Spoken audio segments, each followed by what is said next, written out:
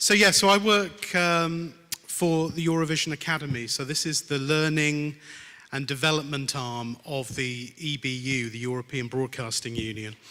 And for the last 7 years or so, working with broadcasters, helping them understand social media, helping them use it to its fullest potential has taken most of my professional time. So I'm going to give you an overview in the next 45 minutes or so with regard to social media, its use, its potential, maybe some tips along the way, and then I'm going to try and allow as much time as possible for your questions.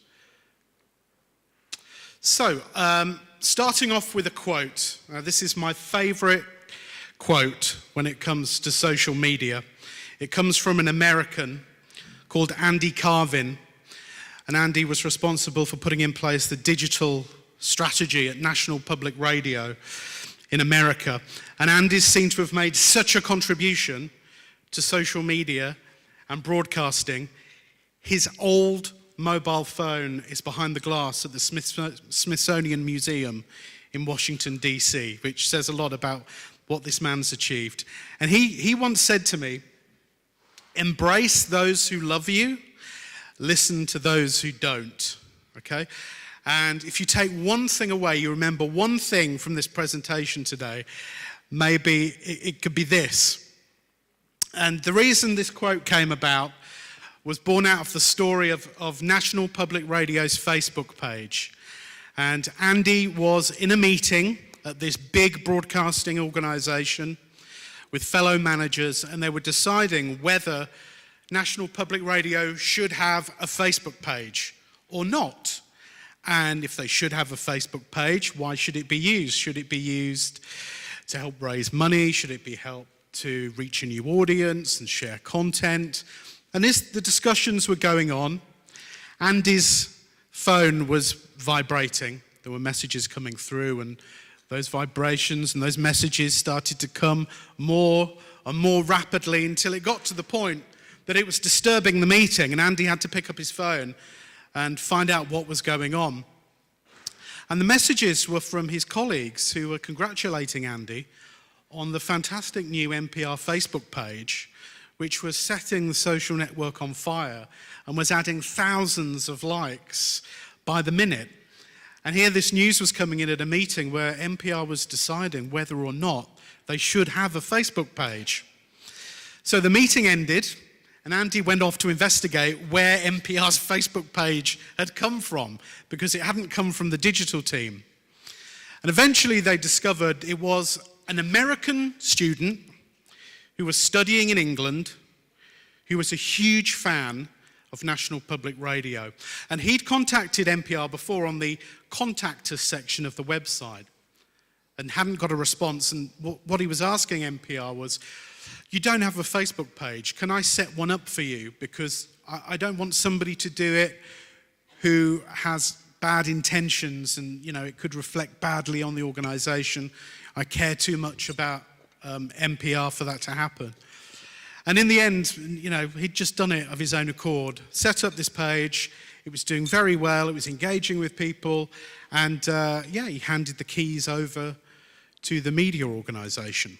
The point being, there are people out there who absolutely love what you all do as program makers.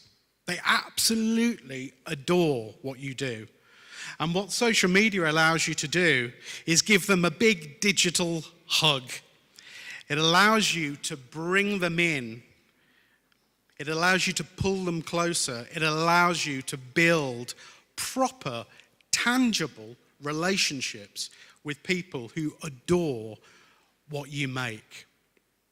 There's a long-running series, and Jack will be able to tell me if it's still going or not, Pretty Little Liars from ABC in the States. Huge show amongst teenagers. And there's a huge subculture that exists on social media. Blogs, really professional-looking blogs, started by fans with really niche subjects. So, for example, there's one blogger who each week looks at what all the characters wear, and finds out where you can buy either these clothes or clothes that look very similar to them on the high street. And there's somebody that even studies the nail polish of the characters and tells you where you can get the nail polish that the characters wear in the show every week. People that love Pretty Little Liars, who create their own content with this own little sort of the sphere of blogs and content that exists online. So there's people that love you, pull them in, make them part of what you do. Equally, there's people that don't like what you do. And let's face it, it's always going to happen. And I think there's two reasons why, in my experience, broadcasters and program makers shy away from investing in social media. Either they don't understand it, and it's increasingly complex, so it does need to be learnt. And then there's people who are just scared of negative feedback. And Andy's theory, based on his experience, is 99% of people who have something negative to say about what you're producing, 99% of them just want to get it out of their system. They just want to vent. They just want to let the world know how they feel, why they're unhappy. And a lot of them don't expect a response. A lot of them don't expect the program maker to actually read what they had to say. And Andy's theory is, if you read everything, which you should, and if you respond when you think you should, if only just a thank you, we've received, your point, we've heard you. He reckons for 99% of people, actually, that's enough to make them satisfied, to make them happy, to sort of draw a line under their complaint. So, embrace those who love you, listen to those who don't, is a fantastic quote from Andy Carvin. A couple of misconceptions about social media. The first one being, so I work with broadcasters who have the idea that social media is all about reaching a young audience. Because, social media is a thing that young people use. It's all about reaching this guy here. Partly true, okay? So we know that social media is huge amongst young people, amongst kids like mine who are 12 and 13, amongst millennials, but amongst a huge amount of people. So I think only 1 out of 10 people in Poland is not online now. And the majority of those people who are online are participating in a social network, okay? So within Poland, we know social media is huge, right up into 60 pluses. Fastest growing demographic on Facebook is 55 plus. So yes, social media is for young people, but social media is also for people like me in their 40s, 50s, 60s. So it's wrong to think that social media is all about him, because it's not. And the other thing, which is a word of caution, again, a lot of people that I start to work with say, okay, tell me how I can use social media to promote my show. And that sends warning bells off in my head. Just that idea of using social media to promote something and market something. Because people go to social media first and foremost to connect with their family and friends. These are quite personal, they're personal spaces for people, particularly their Facebook pages, and that's still, the social network of absolute dominance. So if we are promoting in the traditional sense, if we're posting trailers and we're posting calls to action to watch certain times, whatever it may be, the effect is we're spamming the Facebook user. And I think the last thing they want to see is junk mail, basically, advertisements that we're posting in amongst pictures of their family and friends. So don't get me wrong, we can use social media to promote, but I tend to not use that word. My advice to people is think about great content. If the content that you're posting on social media, the videos, the previews, the discussions you're leading, if they're engaging, that will promote your show. That will be a call to action in its own respect, okay? So it's not just about him, and try and think less about using social media as a marketing tool or a promotional tool. Think more about what you're trying to achieve through TV, through just creating great content and sharing it on the social networks. So, for those of you who are already invested in social media, you'll know this. And for those of you who are interested in doing more with social media, what it forces you to do is get a better understanding of today's audience. And this is absolutely crucial. And it's quite difficult because social media is moving so rapidly and changing so rapidly, as Jacques was saying in his presentation. You know, the amount of platforms, and upon those platforms, the places you can go to consume content is forever changing. But you do need a good understanding of that. You need to understand how the demographics on Facebook marry to the demographics on Snapchat, and the prime times on the different platforms, etc., etc. You need to be able to choose the right platforms to do the right jobs for you. So, understanding today's audience, really important. And then what can we give? What can we give our audience on social media? We can give them incredible access.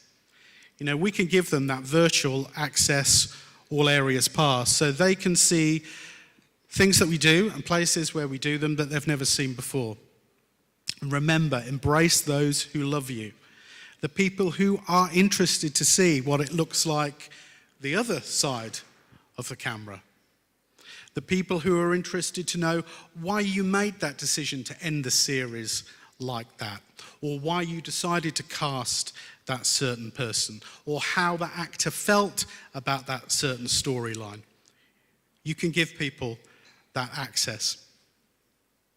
Conversation, okay?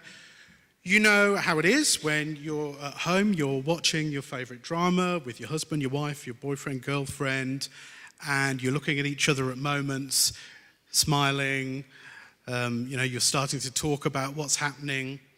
Social media gives you a chance to sit on a sofa and share the experience with hundreds of thousands, maybe even millions of different people. And not just in real time when the program's being broadcast as well. You know, you see programs like Downton Abbey, for example, where the conversation is ongoing on Facebook. It's not just kept to when the show's broadcast on terrestrial TV. And you look at some of the trends which Jacques was showing us this morning. You know, the This Is Us show from Fox, dealing with real life issues that a lot of people in this room right now can relate to. Fast approaching 40, being overweight, yeah, that's the one I can relate to, losing babies, all that sort of thing. Real life issues that people can relate to. People would like to share experiences about, would like to learn about. And social media gives you a platform to do that and to really give added value and relevance to a series like This Is Us. And then we've got new forms of content. So, you know, if I was standing here 5 years ago, I'd be talking a lot about driving Facebook users to watch the TV show or to click on the web link to your website, whatever it may be. Now we know, because we understand the audience better, we know there's a proportion of the audience that won't switch on the TV, that won't go to the website, but they will consume your content within Facebook, okay? So understanding the new forms of content that are engaging and resonating really well, but never leaving social media. For example, Facebook Live, okay? So live streaming via a Facebook page, big priority for Facebook, and effectively for me, it's Facebook television. There's one example of a new form of content. I'm sure you'll all be aware, you know, video in general has become a big priority for Facebook over the last 18 months.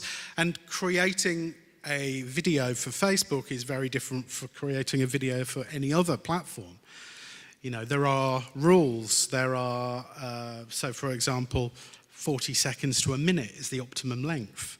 It's in understanding the social audience, understanding it's probably being watched without sound, therefore it'll need to be subtitled. Facebook talk about the 3-second audition for their videos, so needing to grab the attention of a Facebook user within the first few seconds, so making sure you're not starting with a logo or a caption, but there's action in the first few seconds. So new forms of content, and we're going to explore some of this. I've got some examples coming up over the next half an hour or so. So if we're giving our audience better access, if we're inviting them behind the scenes, if we're having conversations with them and helping them have conversations with other fans, and if we're offering them new forms of content, hopefully it's going to lead to this: deeper engagement. Deeper engagement with maybe people who haven't engaged with us before. So, access, conversation, and new forms of content, I'm going to come back to in a second with some examples. I thought it was worth doing sort of the story so far, just a really quick recap of the latest news on the biggest social media platforms before we do that. And Facebook is still the giant. I mean, literally, its shadow is cast upon all other social networks. It's the biggest social network in Poland by far, after YouTube. And I question actually whether YouTube is a social network or not. I think it's primarily a video platform for consuming video rather than a social network per se. But so Facebook's the biggest social network by my definition. And, you know, the figures are continuing to grow. There were stories in the press last year talking about Facebook's growth has stopped. It hasn't. It may have slowed down a bit, but it continues to grow. 1.13 billion people around the world are actively using Facebook every single day. It is as much part of their life as brushing their teeth, having their breakfast, etc., etc. And what I say to broadcasters who may be hesitant about why they should care or why they should be on Facebook, I often quote that figure and say, don't you want to be potentially part of the everyday ritual of a large number of people? A large number of people who are primarily consuming Facebook on mobile, and that's had consequences for content creators who've been working in social media in the last few years, thinking about how to repurpose and to create content that works particularly well on that small screen on a mobile phone.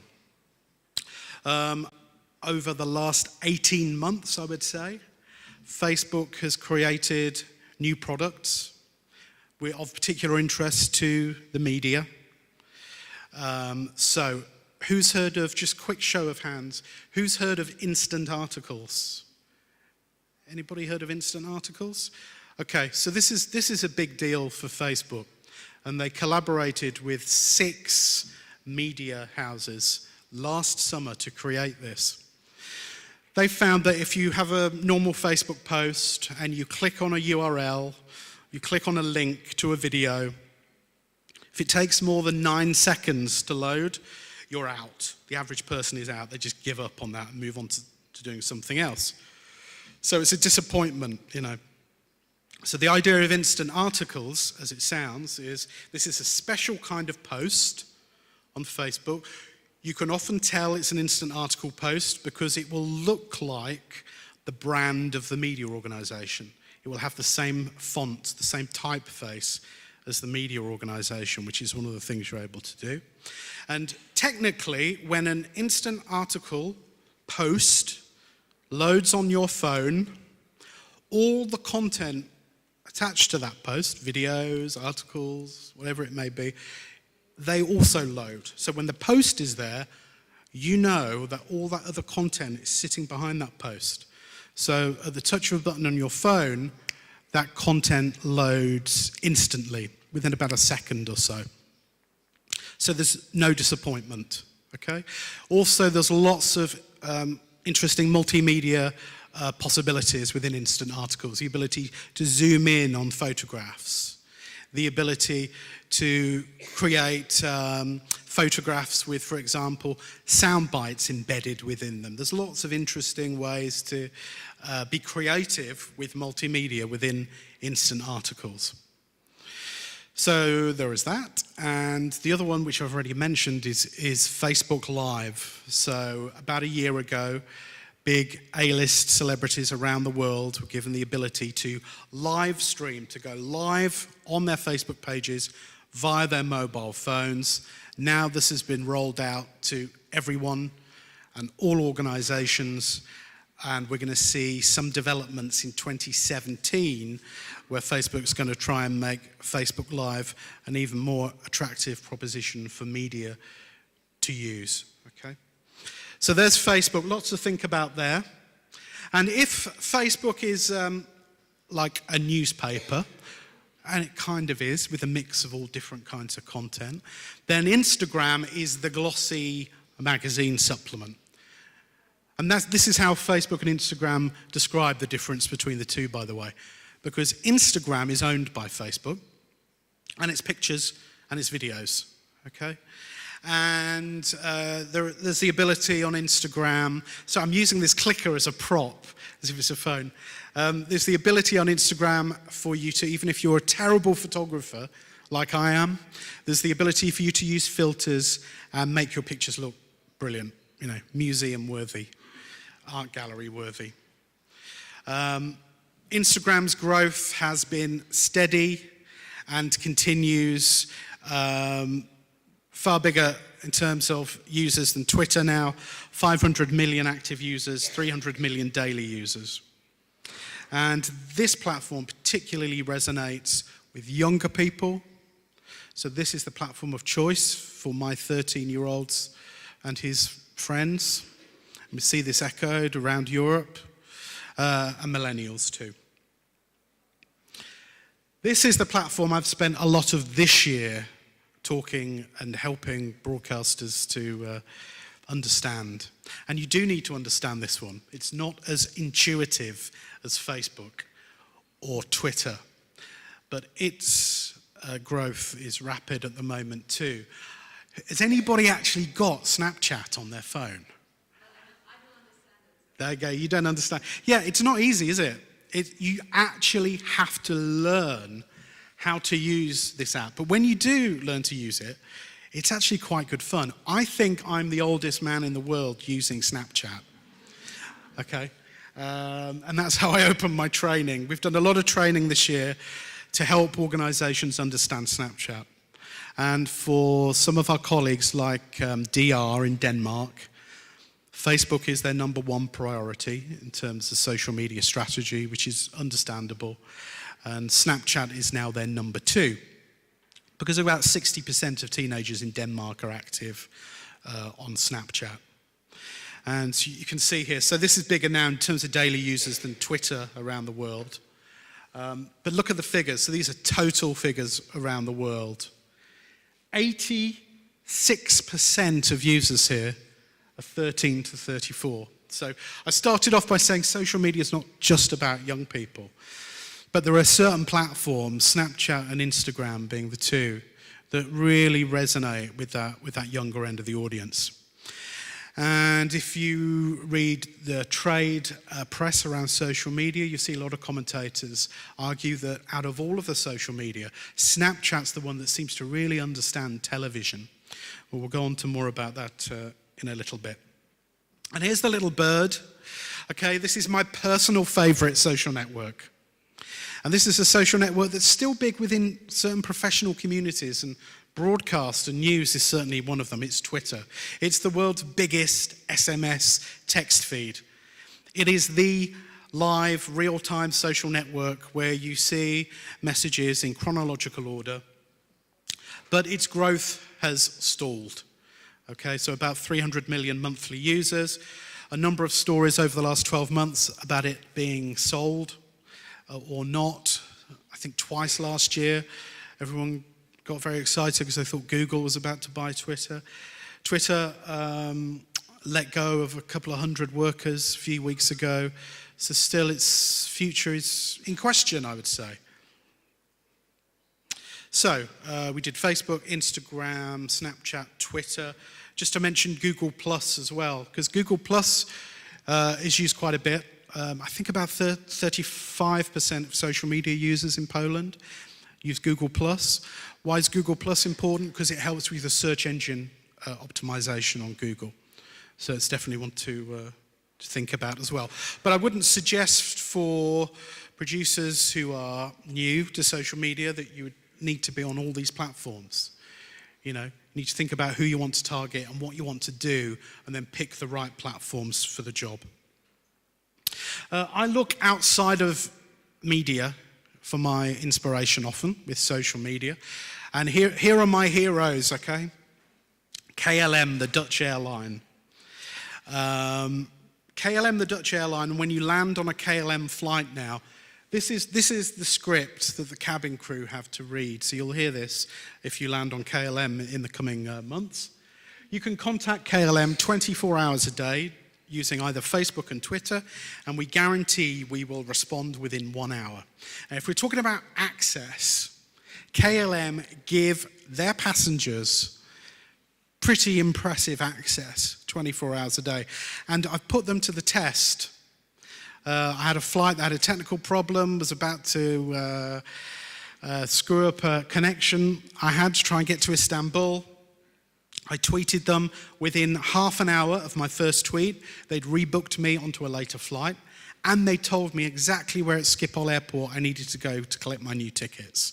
It was very impressive. The picture, by the way, to help them market their social media effort, a tweet is a maximum of 140 characters. They got 140 staff to be a live Twitter feed for the day and reply to people's tweets. So, but I know we're in a different business to an airline, and we're not running a customer service unit. But I think that reliability, the fact that if you contact somebody, if you write to somebody on social media, that somebody will actually read it, and if necessary, somebody will actually respond to it.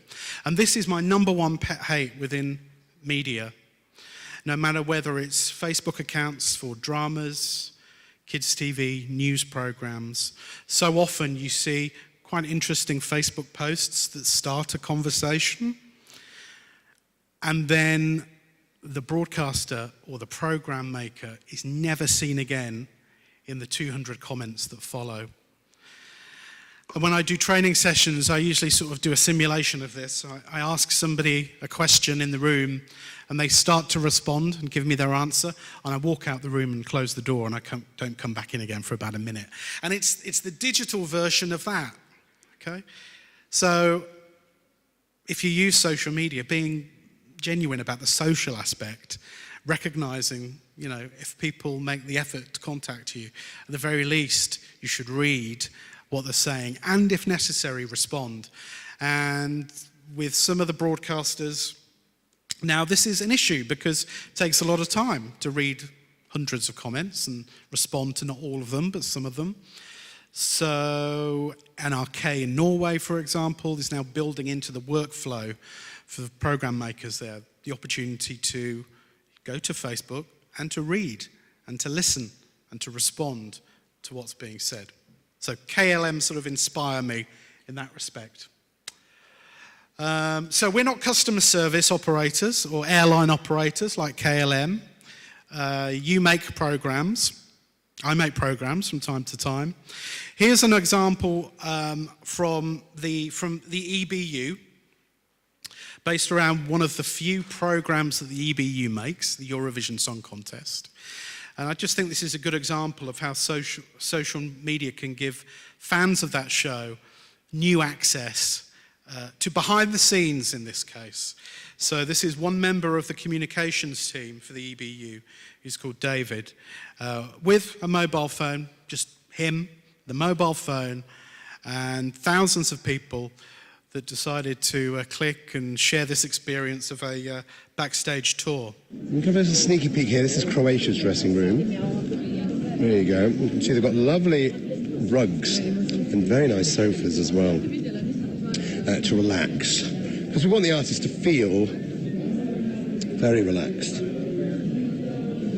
in just a few moments, we'll go to take another little look around the delegation bubble. I'll show you where the makeup happens and also show you the Netherlands dressing room and show you where they get their clothes ironed as well. So we'll be back in just a moment. And over here, this is one of my favourite areas actually. It's the dry cleaning and the tailoring service. Now, we're just going to go in here. We're live on Periscope. Hello, what's your name? Hello, my name is Sarah. Sarah, now what do you do here? Are you here to just iron the clothes, look after the costumes for the artists? Yes, I'm helping all of the delegations with their clothes. We change zipper, or if something broke, we fix it. So. Have there been a lot of problems with costumes? I mean, there's a lot of energy on the stage, a lot of acrobatic performances. Yes, a lot of clothes have been broken. So I think we've changed like 3 zippers. So, but everything is under control now. You can be calm and relax. So, you may say, so what? That's where the costumes get ironed during the Eurovision Song Contest. But for the fans, for those people that absolutely love that show, this is an interesting look behind backstage. And Periscope is the live streaming platform of Twitter versus Facebook Live on Facebook. And people can respond and interact with whoever is streaming live. So David was receiving messages from people saying, oh, you know, show me where the dressing room is for the Polish act or the French act. And he was going around finding the different dressing rooms and trying to find the artists. So it's really interactive. Here's a quote from somebody who's famous, will.i.am, musician, who created quite a storm where I live in the UK. The TV series The Voice, the entertainment show, a talent show, which the format's been used in many territories. Has it been in Poland, The Voice? Yeah. So will.i.am was sitting in one of his big judges' chairs while the acts were performing, and he was on his mobile phone. You could see him on his mobile phone, and people started to complain. This is a couple of years ago now. He wasn't concentrating. He was more interested in texting his friends or whatever it was he was doing. But this was his response. If you saw me on my phone, I wasn't being rude. I was connecting to people, watching. TV, phone, laptop, and tablet. If I don't tweet during live TV, I'm not connecting to people watching in the new way. And we see this. We see people in front of camera either live tweeting, in an extreme case during a live broadcast here, but more typically when you have a show which is pre-recorded, which may be scripted, and there are members of the cast or presenters or editors or directors or producers who live tweet while the show's on. So you get almost like the DVD commentary, but with the added bonus that it's potentially interactive during the show. So a really good example of access here to one of the people front of camera during a TV show. I mentioned conversation, okay? And I think the ability to join a huge sofa and join a conversation with millions of people during the broadcast of a show this is one of the ways actually social media adds to the live broadcast, the initial sort of terrestrial broadcast of a TV show. And I think for scripted series, social media can really help bring a live dimension and almost help create an event around the broadcast of your program. Again, just Eurovision Song Contest here, 7 million tweets on the night. Admittedly, you've got that big one single broadcast around Europe. 8 out of 10 topics that trended across Europe during the broadcast were connected with the Eurovision Song Contest, and very successful on Facebook as well. And you know, you never know who's going to join the conversation. I wasn't sure whether to add this or not into the presentation, but I did. J.K. Rowling, the author of Harry Potter, revealing what's going on in her house during the broadcast. My husband told me he voted for Poland while I was making tea, a reminder that you never really know another human being. And lots of people who supported Poland got off the back of that and joined in the conversation from J.K. Rowling. Now, when you're watching the Eurovision Song Contest or The Voice, it's quite easy to use that sort of second screen experience. When you're listening to a song, for example, quite easy for you to pick up the phone without losing any of what's going on the TV. More difficult for scripted shows, whether it's drama or factual. You know, for the obvious reason, you've got to give more of your concentration to the TV, which sometimes means you have to think in different ways and think about the potential of social media in different ways. So, Dispatches is a long-running documentary series on Channel 4 in the UK, and its most talked about episode on social media was a show called Hunted, and it looked at allegations of homophobia and violence towards gay people in Russia. A documentary that you had to give really your full attention to while it was broadcast. But what Channel 4 did, it decided to start the conversation before the broadcast of the documentary. And it did this in quite a very organised way, identifying influencers around this issue, people who would help start the conversation in social platforms and online, showing them the programme beforehand and encouraging them to talk about it. There were in the end 103 tweets from verified accounts, from influencers who had either been shown the show in advance or who were sent advanced material. It was the most talked about show, episode of the documentary series, and #Hunted trended worldwide. Actually, the conversation around the show, broadcast in the UK, the conversation around the issues grew on Twitter and incorporated, participants from all around the world. So sometimes it's about, social media is not just for live broadcast. To think about the other ways you can use it when you're not on air, New forms of content. The BBC was the first media organisation to live stream on Facebook outside of the US, and it did it with its long-running football show on a Saturday night, Match of the Day. So I'm just going to show you a clip of this. This is their main presenter, Gary Lineker. This is the first. We're live, and I'm going to reveal the running order for you, the Match of the Day running order, which obviously always creates a bit of debate. This is our production office, and all the boys are, and everybody that does all the real work over here. So if you want to just follow me in here. That's our bank of screens, though, where we watch all the games. Obviously, they're not on now, so it comes out Strictly and all that sort of stuff. We all sit around these parts, and right, let's get on with the running order. We've got some good games again, so I'll tell you what I'm going to do. I'm going to tweet the running order at the same sort of time, but I'm going to give you it first. So I've had discussions with our editor, who sits over there. Now, if you don't like the running order, it's his fault. If you like it, I picked it, but I don't actually pick it. So anyway, I need to put my glasses on just to read it for you. The way we think about doing the running order is, generally I think people complain about it a lot, but it generally picks itself, really. It's like all sporting events. The major focus will normally be at the top of the table, and then perhaps at other stages of the season you drift down. Okay, I'm going to stop that there. He goes on to explain what's on tonight's show and editorially justify the decisions that they've made. This was the first attempt to live stream. It was an hour before the broadcast of the show. And the BBC did put in some effort to promote it. They talked about, there was a call to action to go to Facebook on the main BBC One TV channel. They talked about it online on social media.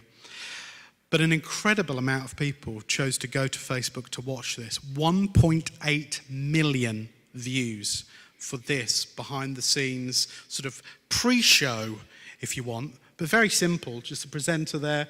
Never seen on TV wearing his glasses, by the way.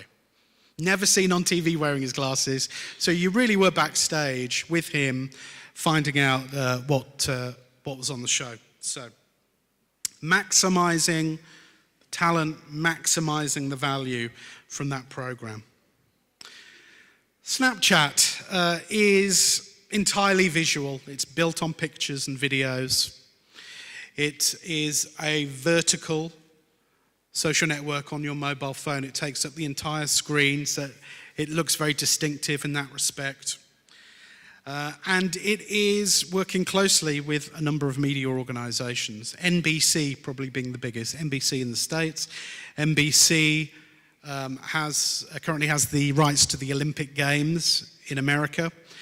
And this year, NBC signed a deal with Snapchat and created channels of Olympics content on Snapchat. Now, if my memory serves me right, in total, on television, for the live Olympics coverage on primetime NBC, I think the total audience was just short of 200 million across the whole of the Olympics.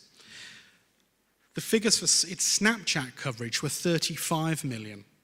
So if you take into account the fact that this is still very much a fledgling social network, and also this is a social network that we know resonates particularly well with the younger end of the audience, I think that's a pretty impressive figure.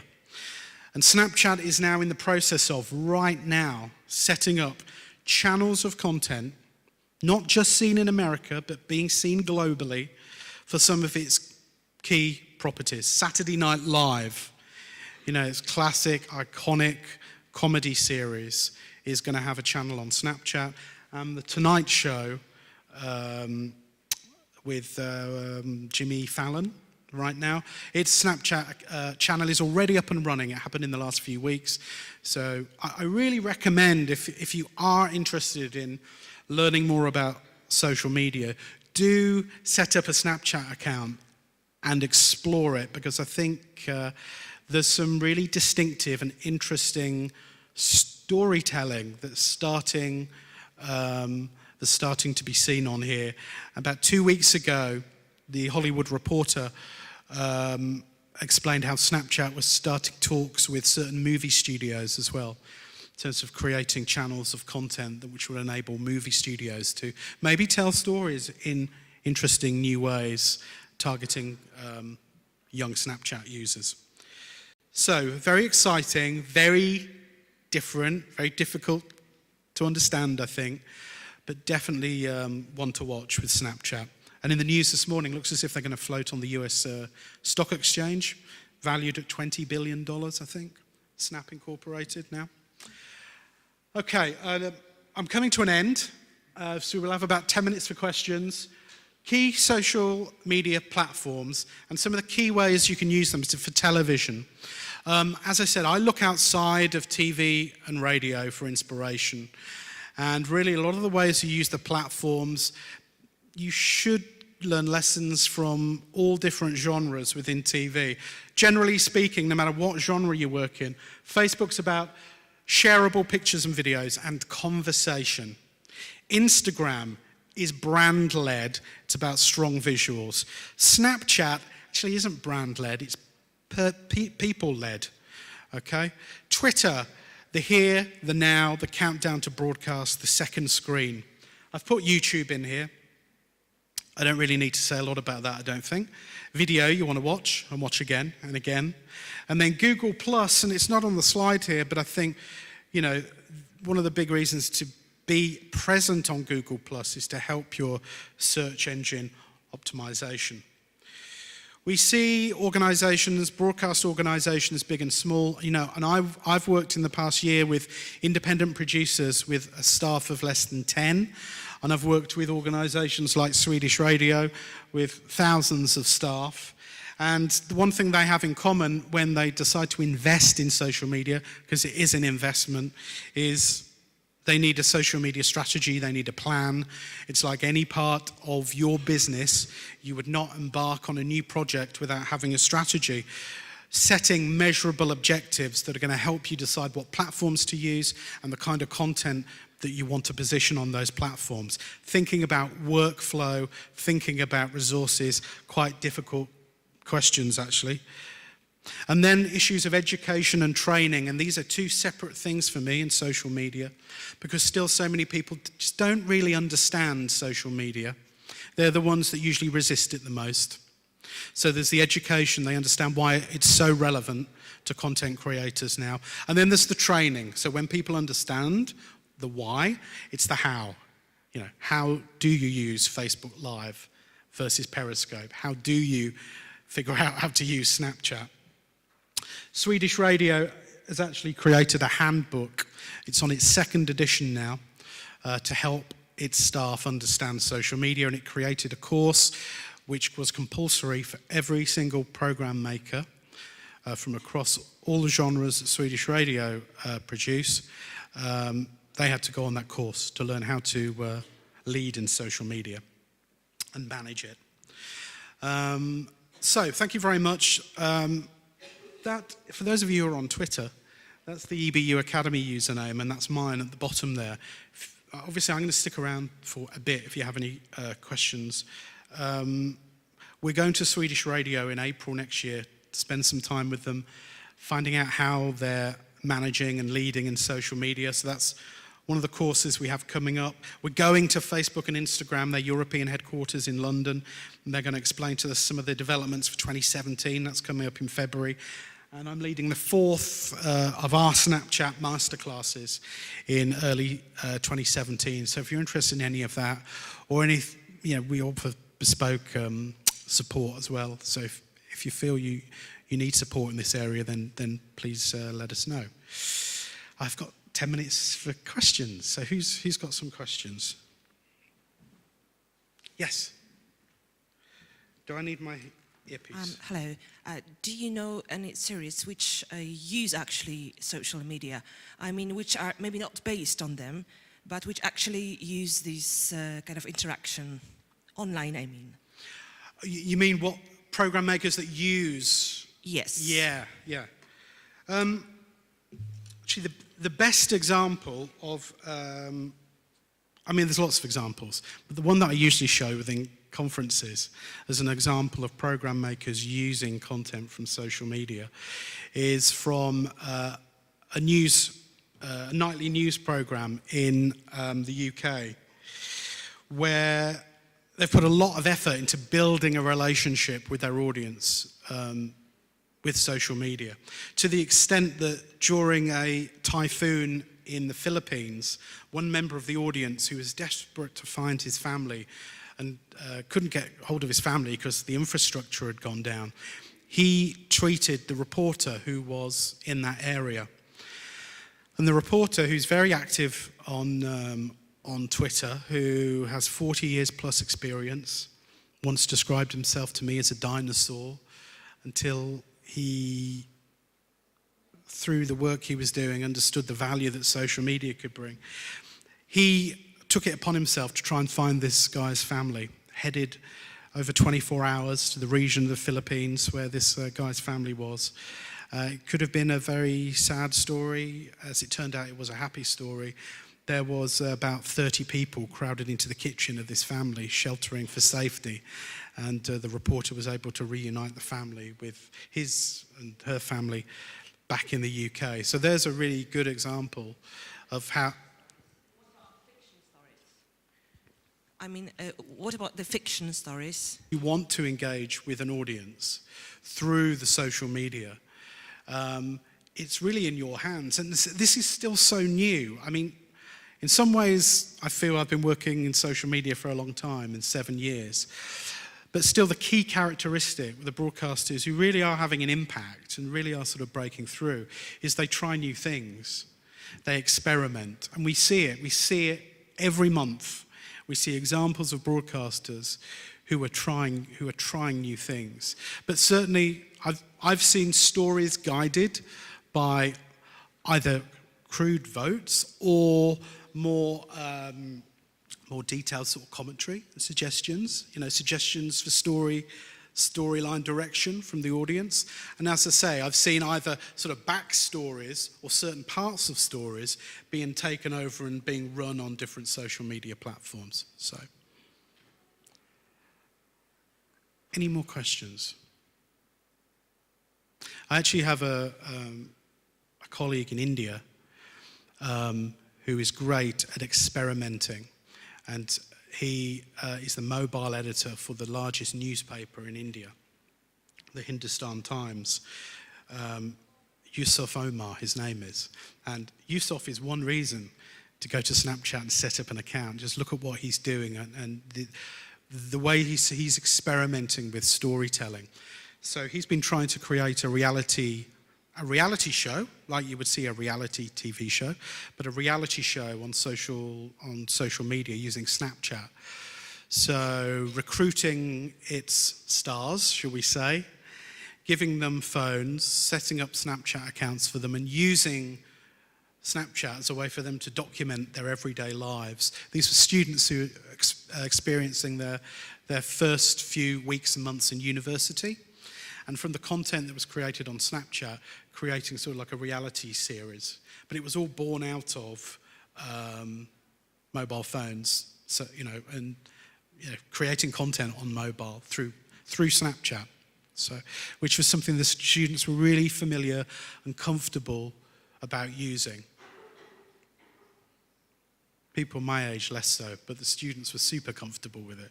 So it was perfect for them to use it to record content which then Yusuf and his team could look at and make editorial decisions about. Yeah.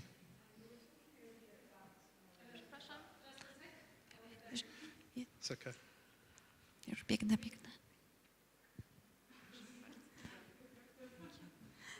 You were talking earlier about picking the right platforms depending on what you want to do and who you want to target. Yeah. Is there a way of overdoing it with social networks? And do you have an example?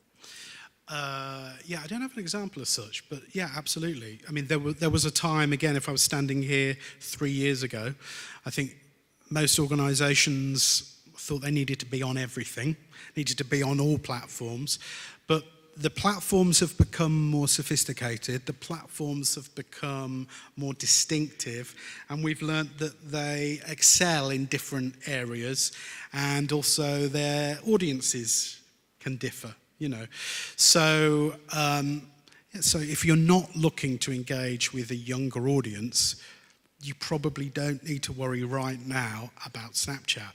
On the other hand, we have members that are creating children's TV programming for whom Snapchat is, it's extremely important to them right now because they know there's an audience right there, right now, consuming content in large numbers. But I mean, Facebook is, in some ways, it's the catch-all, because we know still, I'm trying to remember the figure for Poland. I think it's about 9 out of 10, almost all 16 to sort of 24-year-olds in Poland are still active on Facebook. Okay, and you sort of understand that, and also think, okay, and it's fastest growing at the older end. So in terms of reaching a mass audience on a social media that is visual increasingly, but also enables you to have conversations. Facebook's a big sort of catch-all. But then, if you're a program that wants to reach out to a younger audience that has potential of great visuals, then Instagram holds lots of possibilities for you as well. I think, as I said, it comes down to what are you trying to achieve, and who do you want to reach, and then looking at those different platforms. But at the end of the day, it has to come down to great content, which I think is a message that's been mentioned by everybody who's been standing up here so far. The need for really great, authentic, engaging content. And if you're spreading yourself too thin, that's what you were asking about. If you're thinking, well, we need to be on all the platforms, but actually you've only got limited resource, and the result is the stuff you're posting isn't that great, I would suggest thinking about paring that down, about thinking, but be more refined, focusing in on less platforms, but doing a better job on those platforms, for sure. It's like I say, a DR, it's Facebook and Snapchat. They're the two priority platforms. I think that's all we have time for, but I'm leaving about 1:30 today, but I'm around.